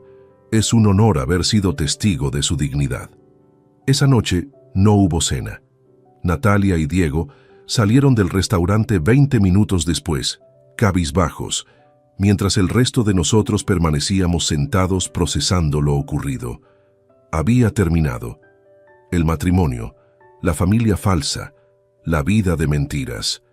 Y por primera vez en meses, respiré profundamente sintiéndome completamente libre. Los acontecimientos se precipitaron con velocidad implacable durante las siguientes semanas. El lunes 20 de enero, Alberto presentó formalmente la demanda de divorcio en el Juzgado de Primera Instancia número 15 de Barcelona. El expediente incluía 230 páginas de documentación, fotografías fechadas, extractos bancarios, registros de hoteles, declaraciones del investigador privado, informes forenses del contador. Era imposible refutar. Simultáneamente, presentamos denuncia penal contra Diego ante la Fiscalía Provincial por 3 delitos: falsificación de documento mercantil, estafa agravada y apropiación indebida. Las pruebas eran contundentes. Víctor Ramírez, el contador forense, había preparado un informe técnico demoledor que demostraba no solo las falsificaciones, sino también el rastro completo del dinero desviado. La notificación legal llegó al apartamento de Diego el 23 de enero. Tomás, mi investigador, me informó que mi hijo recibió los papeles con expresión de shock absoluto. Probablemente nunca imaginó que su padre tomaría medidas legales reales. Vivió 30 años creyendo que mi bondad era debilidad explotable. Ahora descubría su error. Natalia intentó contactarme frenéticamente durante esos primeros días. Llamadas, mensajes de texto, emails desesperados. «Rodrigo, por favor, podemos arreglarlo. Fue un error terrible. Te amo, siempre te he amado». Borré cada mensaje sin leerlos completos. Alberto me había aconsejado: ningún contacto directo. Toda comunicación debe pasar exclusivamente por mí como tu representante legal. El 5 de febrero llegó la primera audiencia preliminar. El juez, un hombre serio de 58 años llamado Francisco Delgado, revisó la documentación durante 40 minutos en silencio absoluto. Natalia estaba presente con su abogada, una mujer joven que claramente no esperaba enfrentar evidencias tan abrumadoras. Diego no asistió a esa audiencia porque su proceso penal seguía trámites separados. «Señora Ruiz», dijo finalmente el juez con voz neutral pero firme, «la documentación presentada por la parte demandante es extraordinariamente completa. ¿Niega usted la existencia de la relación extramatrimonial con el señor Javier Moreno Vega?» Natalia bajó la mirada. Su abogada le susurró algo al oído. Finalmente respondió con voz apenas audible: «No lo niego». «¿Niega las transferencias bancarias no autorizadas desde cuentas conjuntas?» «Yo necesitaba ese dinero para gastos personales. Pensé que tenía derecho». El juez la miró con severidad. «El dinero en cuentas conjuntas requiere consentimiento de ambos titulares para transferencias mayores. Eso está claramente establecido en la ley. ¿Su esposo autorizó esas transferencias?» Silencio. Luego un no casi inaudible. La audiencia duró 2 horas. Al final el juez dictaminó medidas cautelares inmediatas. Natalia debía abandonar el domicilio conyugal en un plazo máximo de 15 días. Las cuentas bancarias conjuntas quedaban congeladas hasta resolución final. Se iniciaba tasación oficial de propiedades para determinar división patrimonial. Pero lo más significativo vino al final. El juez, revisando los montos desviados, determinó que existían indicios suficientes para abrir investigación penal paralela por apropiación indebida contra Natalia. «Esto ya no es solo un divorcio conflictivo», sentenció. «Hay posibles delitos patrimoniales que la Fiscalía debe evaluar». Salí del juzgado sintiendo algo parecido a satisfacción. No era alegría vengativa, era la sensación de que finalmente la justicia funcionaba como debía. Javier Moreno no quedó al margen. Alberto presentó demanda civil contra él por enriquecimiento ilícito, argumentando que había recibido dinero procedente de fraude conyugal a sabiendas. Además, varios de sus clientes empresariales, al enterarse del escándalo a través del inevitable rumor barcelonés, comenzaron a distanciarse. 3 contratos importantes fueron cancelados en febrero. Su reputación profesional, construida durante años, se desmoronaba rápidamente. Tomás me informó que Javier intentó contactar a Natalia múltiples veces durante esas semanas, pero ella dejó de responder sus llamadas. El romance nacido de la traición y alimentado por dinero robado No sobrevivía a las consecuencias reales. Qué predecible. Diego enfrentaba su propia tormenta legal. La fiscalía aceptó la denuncia y abrió diligencias previas el 12 de febrero. Un fiscal especializado en delitos económicos, llamado Manuel Herrera, estaba a cargo. Las falsificaciones documentadas eran tan evidentes que Manuel me comentó extraoficialmente: «Señor Navarro, este caso es de Manuel. Su hijo va a enfrentar condena segura si llegamos a juicio. Le recomendaría buscar acuerdo de conformidad para reducir sentencia». El 25 de febrero recibí llamada inesperada. Era el abogado defensor de Diego, intentando negociar. «Mi cliente está dispuesto a reconocer los hechos, devolver íntegramente el dinero defraudado y aceptar pena reducida de 12 meses de prisión con suspensión condicional si usted retira la denuncia». «No», respondí sin vacilación. «Mi hijo cometió delitos graves contra su propio padre. Enfrentará las consecuencias completas que la ley establezca». «No hay negociación». El abogado pareció sorprendido por mi firmeza. Probablemente esperaba al Rodrigo blando y complaciente de siempre. Pero ese Rodrigo ya no existía. Diego tuvo que desalojar el apartamento el 1 de marzo. Tomás documentó fotográficamente el proceso. Mi hijo salió con 3 maletas y expresión derrotada. No tenía a dónde ir porque ninguno de sus amigos superficiales, acostumbrados a que él pagara cuentas con mi dinero, lo recibieron. Terminó alquilando habitación en un piso compartido del Raval, uno de los barrios más económicos de Barcelona. Natalia también tuvo que mudarse. Sin ingresos propios y con cuentas congeladas, no podía permitirse nada comparable al nivel de vida que había disfrutado durante 35 años. Alquiló un apartamento pequeño en las afueras, en Hospitalet de Llobregat. Por primera vez en su vida adulta, necesitaba trabajar para sobrevivir. A mediados de marzo me enteré por Ramón que Natalia había conseguido empleo como recepcionista en una clínica dental. Salario de 1.200 euros mensuales. Horario de 8 de la mañana a 6 de la tarde, 6 días a la semana. Para alguien que había vivido 35 años sin trabajar, gastando libremente dinero que yo ganaba, debe haber sido choque brutal. No sentí pena. Sentí que finalmente aprendía lo que significaba sostenerse a sí misma. El proceso de divorcio avanzaba con celeridad inusual dada la claridad de las evidencias. La tasación oficial de propiedades se completó en abril. El patrimonio matrimonial acumulado durante 35 años sumaba 620.000 euros, incluyendo la vivienda principal, 2 propiedades de inversión y fondos conjuntos restantes. La división legal correspondía mitad para cada uno. 310.000 para mí, 310.000 para Natalia. Pero Alberto argumentó brillantemente que los 129.000 euros robados debían restarse de la parte de ella antes de la división. El juez estuvo de acuerdo. Resultado final. Yo recibía 374.500 euros, ella solo 245.500. Pero incluso esa cantidad reducida quedó comprometida.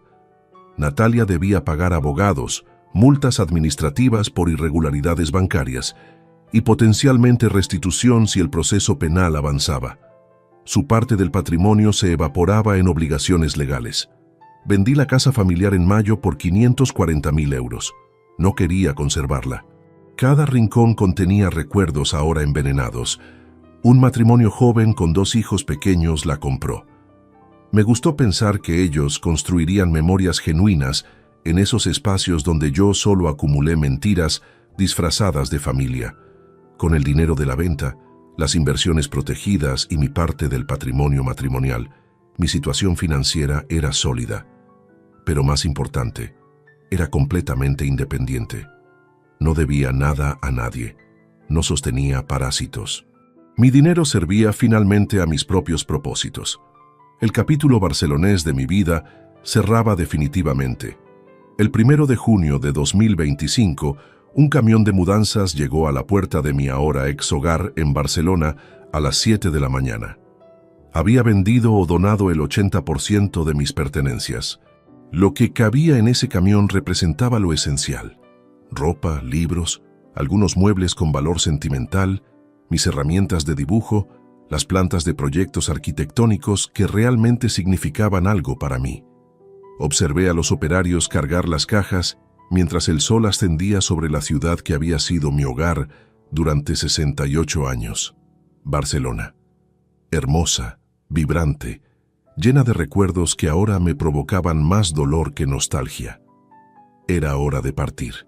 Elena había encontrado para mí un apartamento perfecto en Valencia, segundo piso de un edificio de los años 70, renovado recientemente, ubicado en el barrio de Benimaclet, a 20 minutos caminando del centro comunitario.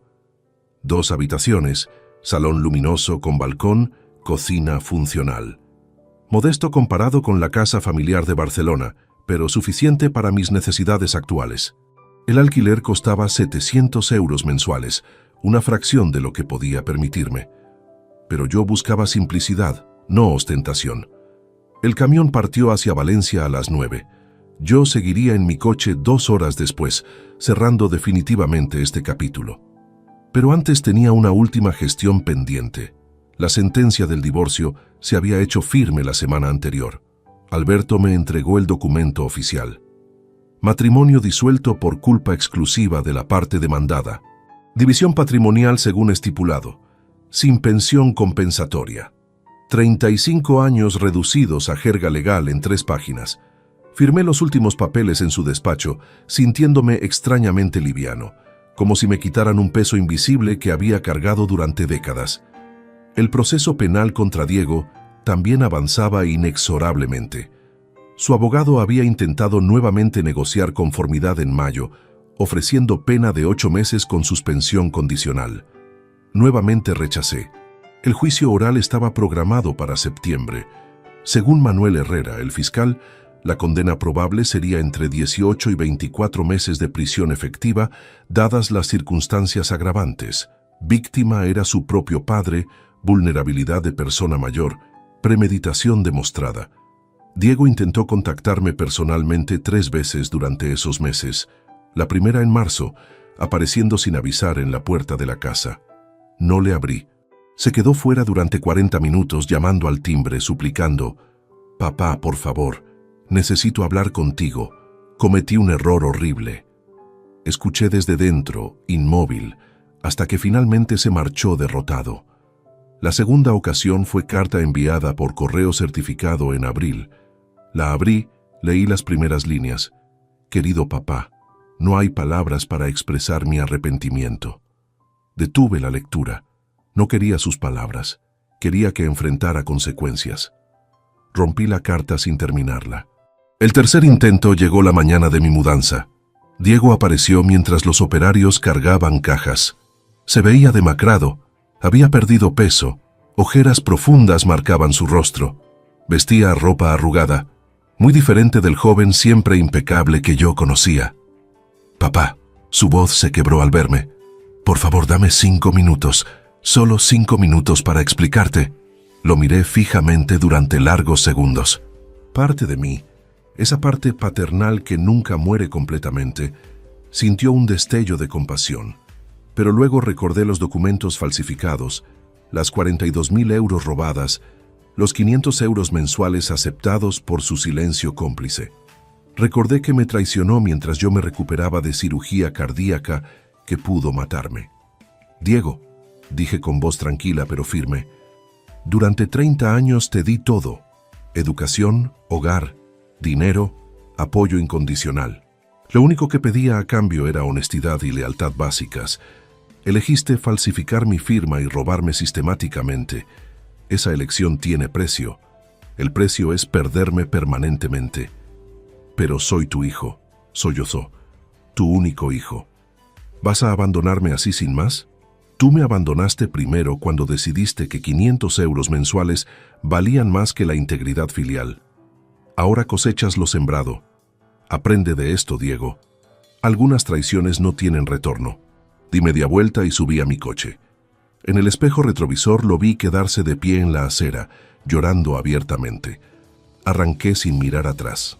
Dolía, claro que dolía, pero era dolor necesario, como amputar un miembro gangrenado para salvar el cuerpo. El viaje a Valencia duró 3 horas. Conduje en silencio, escuchando música clásica, permitiendo que los kilómetros pusieran distancia física entre mi pasado y mi futuro. Crucé el límite provincial y algo dentro de mí se relajó. Nuevo territorio, nuevas posibilidades. Elena me recibió en el apartamento con abrazo cálido. Había preparado té y había dejado flores frescas en jarrones. «Bienvenido a tu nueva vida, Rodrigo», dijo sonriendo. Esas palabras simples me conmovieron inesperadamente. Los días siguientes fueron de adaptación, desempacar cajas, organizar espacios, familiarizarme con el barrio. Benimaclet era encantador. Calles estrechas, plazas pequeñas con terrazas, mercado tradicional donde vendedores me saludaban cordialmente. Nadie me conocía aquí. Nadie sabía mi historia. Era simplemente Rodrigo, el señor mayor que acababa de mudarse al segundo B. El lunes siguiente, comencé como instructor voluntario en el centro comunitario. Elena me presentó a los 15 estudiantes del programa de diseño y arquitectura básica. Edades variadas. Desde Pablo, un chico de 19 años que quería aprender construcción, hasta Amparo, señora de 64, que siempre soñó con diseñar su propia casa, pero nunca tuvo oportunidad. Enseñar era revelación. Durante 40 años trabajé con clientes adinerados, empresas, proyectos comerciales, donde el dinero dictaba decisiones. Aquí, mis estudiantes querían aprender por amor genuino al conocimiento. Sus ojos brillaban cuando explicaba proporciones áureas, principios estructurales, técnicas de dibujo. Me hacían preguntas inteligentes, agradecían cada lección sinceramente. Por las tardes, comencé a explorar otra pasión postergada: pintura. Compré materiales de acuarela y me uní a un grupo de artistas aficionados que se reunían los jueves en el Parque del Turia. Pintábamos paisajes, naturalezas muertas, escenas urbanas. Mi primera acuarela fue terrible, torpe, desproporcionada. Pero me hizo reír. Hacía años que no reía con tanta libertad. A finales de junio recibí actualización legal de Alberto. El divorcio estaba completamente cerrado. Natalia había cumplido con las restituciones ordenadas, vendiendo una propiedad heredada de su madre. Javier Moreno enfrentaba juicio civil en septiembre y ya había perdido 3 clientes importantes más. Su empresa tambaleaba financieramente. «También te informo», añadió Alberto, «que tu exesposa está trabajando tiempo completo como recepcionista. Según mis fuentes, se adaptó razonablemente bien a su nueva realidad económica. Vive modestamente, pero sin lujos». Esa información no me provocó satisfacción vengativa, simplemente neutralidad. Natalia vivía las consecuencias de sus decisiones, yo vivía las mías. Nuestros caminos habían divergido permanentemente. Una tarde de julio, caminando por el paseo marítimo de Valencia, mi teléfono sonó, número desconocido. Dudé antes de contestar. «¿Señor Navarro?» Era voz masculina joven que no reconocí. «Soy Adrián Campos, estudiante de arquitectura en la Universidad Politécnica. Elena Ortiz me dio su contacto. Estoy haciendo mi proyecto final de carrera sobre arquitectura comunitaria sostenible y me preguntaba si podría asesorarme». Sonreí. «Claro que sí, Adrián. ¿Cuándo quieres que nos veamos?» Mientras agendábamos reunión, miré el Mediterráneo brillando bajo el sol de verano. 68 años, divorciado, sin familia nuclear, con patrimonio reducido pero suficiente. Y sin embargo, en ese momento, me sentía más vivo y útil que en décadas. La vida finalmente comenzaba a tener sentido auténtico. Octubre llegó a Valencia con esa luz dorada del Mediterráneo que hace brillar cada fachada como si fuera nueva. Llevaba 4 meses viviendo en Benimaclet, y la ciudad se había convertido en hogar verdadero, no solo en dirección postal. Cada mañana despertaba con propósito claro: enseñar, aprender, crear, contribuir. Actividades simples que llenaban mi existencia de significado auténtico que Barcelona nunca me dio. El grupo de caminatas matinales se había vuelto ritual sagrado. Salíamos a las 7. Don Emilio, de 72 años, su esposa Rosa, de 69, Pilar, de 75, Julián, de 66, y yo. Recorríamos 5 kilómetros por el Parque del Turia, conversando sobre todo y nada.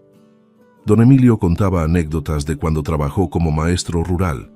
Rosa compartía recetas tradicionales valencianas. Pilar nos hacía reír con observaciones irónicas sobre política actual. Julián, viudo desde hacía 3 años, encontraba en el grupo el apoyo emocional que necesitaba. Estos amigos no sabían cuánto dinero tenía en el banco. No les importaba mi patrimonio ni mi pasado profesional exitoso. Me valoraban porque escuchaba genuinamente, porque ayudaba a Julián cuando se sentía triste, porque aplaudía los logros de Rosa en su clase de informática. Era amistad pura, sin transacciones ocultas ni agendas encubiertas. Por primera vez en décadas, no era el proveedor financiero. Era simplemente Rodrigo. Las clases en el centro comunitario florecían maravillosamente. Mis 15 estudiantes iniciales se habían convertido en 23. Pablo, el joven de 19 años, había conseguido empleo como ayudante en estudio arquitectónico local después de solo 4 meses de instrucción. Lloró al darme la noticia. «Señor Rodrigo, usted cambió mi vida. Mi familia nunca tuvo dinero para universidad, pero ahora tengo oficio real gracias a usted». Amparo, la señora de 64 años, completó el diseño básico de su casa soñada. No la construiría probablemente, pero tenerlo en papel le dio satisfacción inmensa. «Toda mi vida trabajé limpiando casas ajenas», me confió. «Ahora sé que podría haber diseñado la mía propia. Nunca es tarde para aprender». Mi trabajo voluntario se expandió inesperadamente. Adrián Campos, el estudiante universitario que me contactó en julio, presentó su proyecto final de carrera en septiembre con mi asesoría. Obtuvo matrícula de honor. Su profesora, arquitecta prestigiosa llamada Beatriz Ramos, me contactó posteriormente ofreciendo colaboración en proyectos comunitarios futuros. «Valencia necesita arquitectos con su visión social, señor Navarro», dijo. «Hay múltiples oportunidades si está interesado». Acepté participar en 2 proyectos: renovación de escuela pública en barrio desfavorecido y diseño de centro de día para personas mayores. Trabajo no remunerado, pero infinitamente satisfactorio. Mis 40 años de experiencia finalmente servían propósitos que realmente importaban. Las tardes seguían dedicadas a acuarela. Progresé sorprendentemente. En septiembre, el grupo de artistas organizó exposición colectiva en Centro Cultural del Cabanyal. Vendí 3 cuadros: paisaje marino, interior de mercado valenciano y retrato de don Emilio leyendo en el parque. Ingresos totales: 360 euros. Cantidad insignificante comparada con mi patrimonio, pero el orgullo que sentí fue inconmensurable. Alguien valoró suficientemente mi arte como para pagarlo. A principios de octubre, Alberto me llamó con actualización final sobre Barcelona. El juicio oral contra Diego se había celebrado el 25 de septiembre. Con evidencias irrefutables y sin atenuantes, aceptados por el tribunal, recibió condena de 20 meses de prisión efectiva más inhabilitación para ejercer profesiones relacionadas con gestión financiera durante 5 años. Debía ingresar en centro penitenciario antes del 30 de octubre. ¿Cómo reaccionó?, pregunté con curiosidad desprovista de emoción fuerte. Colapsó al escuchar la sentencia, explicó Alberto. Lloró desconsoladamente. Su abogado me dijo que intentó contactarte múltiples veces durante el juicio, esperando que aparecieras. No comprendía que hablabas en serio sobre consecuencias permanentes. Diego envió carta final a mi dirección valenciana, que llegó el 12 de octubre. Esta vez la leí completa sin interrumpir. 4 páginas manuscritas de arrepentimiento, súplicas desesperadas, promesas de cambio. Papá, la prisión me destruirá. Tengo 30 años, toda mi vida arruinada. Por favor, retira la denuncia. Te devolveré cada euro. Haré lo que pidas, pero no me abandones así. Doblé la carta cuidadosamente. Tomé papel y pluma. Respondí con caligrafía clara. Diego, lamento sinceramente que tu vida haya tomado este rumbo, pero las consecuencias son resultado directo de tus decisiones conscientes. Falsificaste mi firma, robaste sistemáticamente, aceptaste sobornos por tu silencio mientras yo era traicionado. Todo esto mientras vivías con lujos que yo financiaba generosamente. La prisión no te destruirá si eliges aprender de esta experiencia. 20 meses pueden convertirte en mejor persona o confirmarte como víctima perpetua de tus propios actos. La elección es tuya. Respecto a retirar la denuncia, no lo haré. Algunas traiciones no tienen retorno. Esta es una de ellas. Te deseo genuinamente que encuentres redención personal, pero lejos de mi vida. No me contactes nuevamente. Rodrigo. Envié la carta certificada. Fue mi última comunicación con mi hijo. Dolía profundamente, pero era dolor limpio, no la putrefacción emocional de mantener relación tóxica por obligación biológica. Natalia también envió mensaje en octubre, a través de Alberto, porque yo había bloqueado todos sus contactos directos. Solicitaba reunión para cerrar ciclos emocionalmente. Alberto me transmitió el pedido. Mi respuesta fue simple. No hay nada que cerrar. El divorcio cerró legalmente todo. Emocionalmente cerré cuando descubrí 4 años de mentiras. Deseo que le vaya bien, pero desde la distancia permanente. A través de Ramón Torres, quien mantenía contacto ocasional informándome sin que yo preguntara, supe que Natalia continuaba trabajando como recepcionista. Había desarrollado amistades en su trabajo, salía ocasionalmente con compañeras a cenar. Aprendía lentamente a vivir con ingresos propios y presupuesto ajustado. Javier Moreno había desaparecido completamente de su vida después del escándalo. Su empresa quebró en agosto, obligándolo a declararse en bancarrota personal. Esa información me llegaba filtrada, pero yo no la buscaba activamente. Mi pasado barcelonés era exactamente eso. Pasado. Mi presente y futuro estaban en Valencia. Una tarde dorada de noviembre, sentado en mi balcón con taza de té y cuaderno de bocetos, reflexioné sobre el año transcurrido. 12 meses atrás, estaba atrapado en matrimonio muerto, engañado sistemáticamente, robado por mi propia familia, rodeado de amigos falsos. Hoy vivía en Ciudad Luminosa, enseñaba oficios significativos a personas agradecidas, pintaba acuarelas, caminaba cada mañana con amigos genuinos que valoraban mi carácter sobre mi billetera. ¿Había perdido familia? Sí, pero gané autenticidad. ¿Había perdido parte de patrimonio? Sí, pero gané propósito. ¿Había perdido 35 años con mujer equivocada? Sí, pero gané libertad para vivir los años restantes correctamente. Elena apareció esa tarde con noticia emocionante. Una fundación europea otorgaba subvención para expandir programas educativos del centro comunitario. Necesitamos diseñar nuevas aulas, Rodrigo. ¿Te gustaría liderar el proyecto arquitectónico? Acepté inmediatamente. Esa noche, trabajando en bocetos preliminares bajo lámpara del escritorio, sentí algo que no experimentaba desde hacía décadas. Felicidad pura y sin condiciones. No dependía de aprobación ajena, validación externa o roles familiares obligatorios. Era felicidad generada internamente desde propósito auténtico y contribución significativa. El Mediterráneo brillaba bajo luna llena visible desde mi balcón. 68 años, divorciado, sin hijos en mi vida, patrimonio reducido pero suficiente, y absolutamente en paz. La verdadera venganza contra quienes me traicionaron no fue destruirlos legalmente, aunque la justicia se aplicó. Fue construir vida tan plena y significativa que su ausencia resultara irrelevante.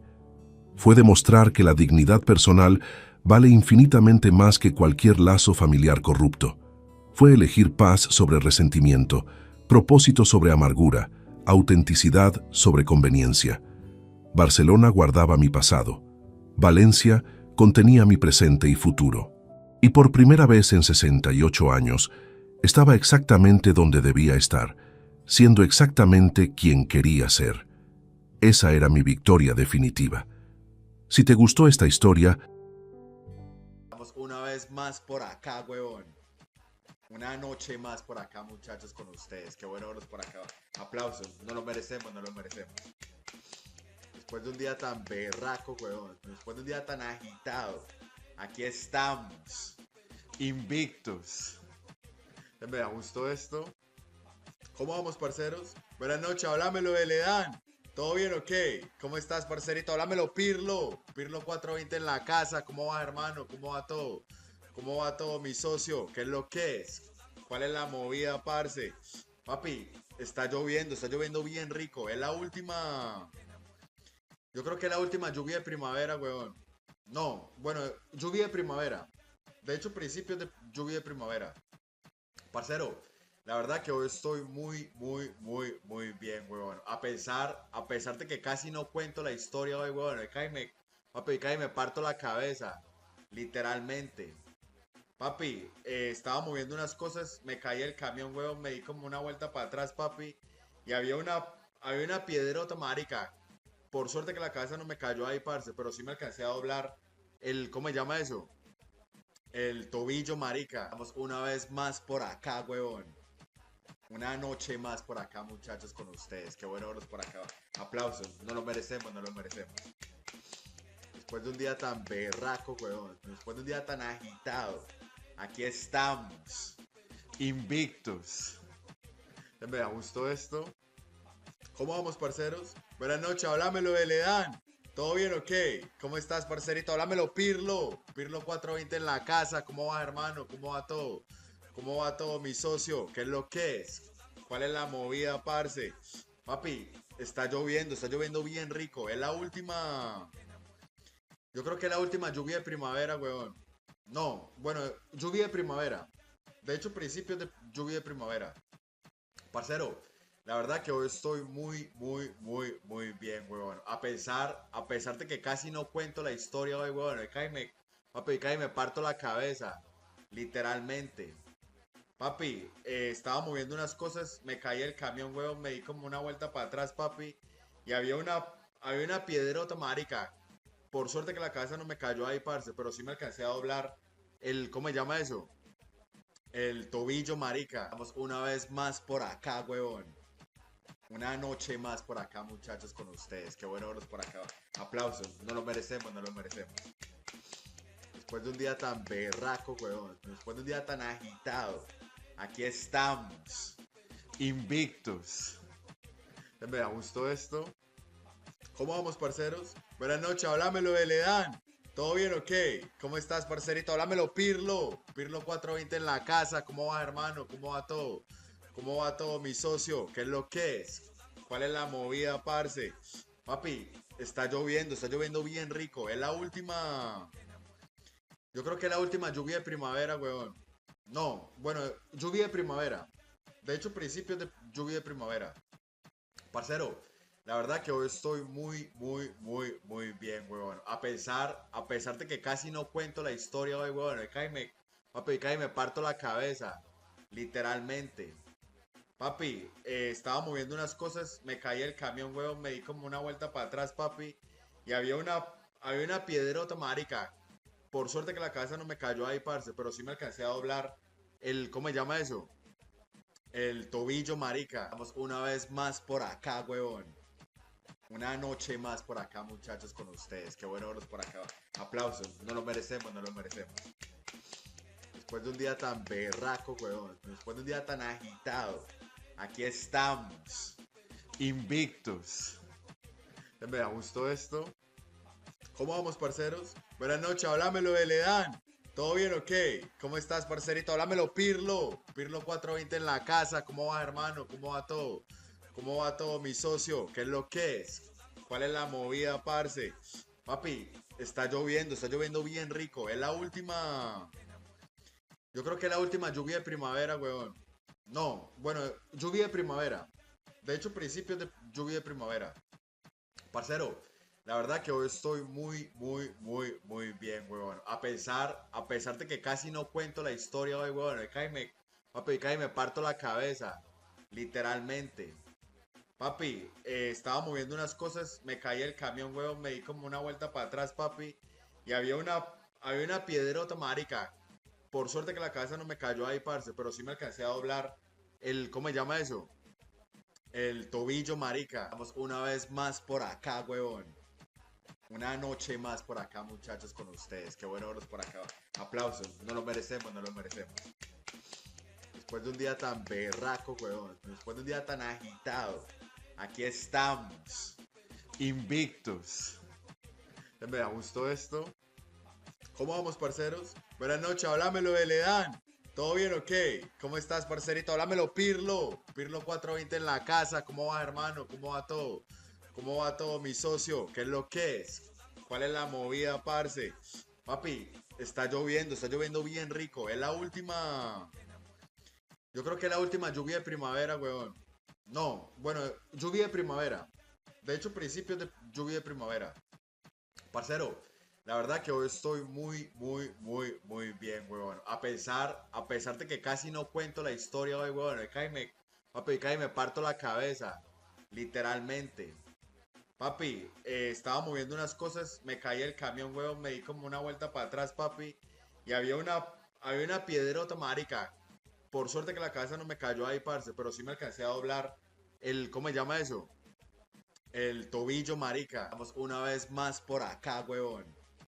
Una noche más por acá, muchachos, con ustedes. Qué bueno verlos por acá. Aplausos. No lo merecemos, no lo merecemos. Después de un día tan berraco, weón. Después de un día tan agitado. Aquí estamos. Invictos. Me gustó esto. ¿Cómo vamos, parceros? Buenas noches, háblamelo de Ledán.